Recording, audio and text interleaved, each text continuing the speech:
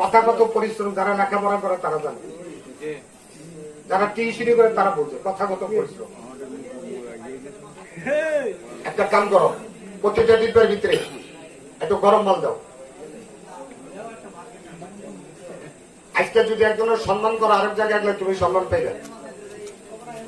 আজকে যদি কেউ মনে কষ্ট দাও, মুখ দিন আরেকদিন দেওয়ালে বলে দাও। সম্মান টাকা দিয়ে কিনা জানা, চরিত্রের কোন ওষুধ নেই। একটা কাম করো, প্রতিটা ডিব্বার ভিতরে ফেলি দাও। এটা চিনে, এটার নাম পারদ। দেখা পারদ তো বাংলার বড়, এটা কাঁচা খাওয়া জানা।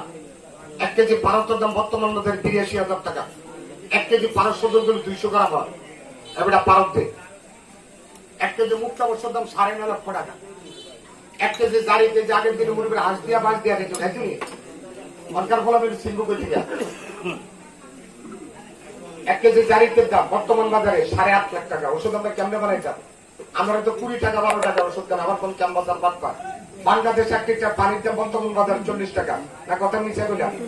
1 লিটার ভিটামিন কিনে আমরা ক্যাম্পাসার মাইয়া গান গুনলা 100 টাকা দিয়ে। আচ্ছা ভাই, 100 টাকার কি ভিটামিন দিচ্ছে আমাদের? আমরা তো ভাইয়ের গান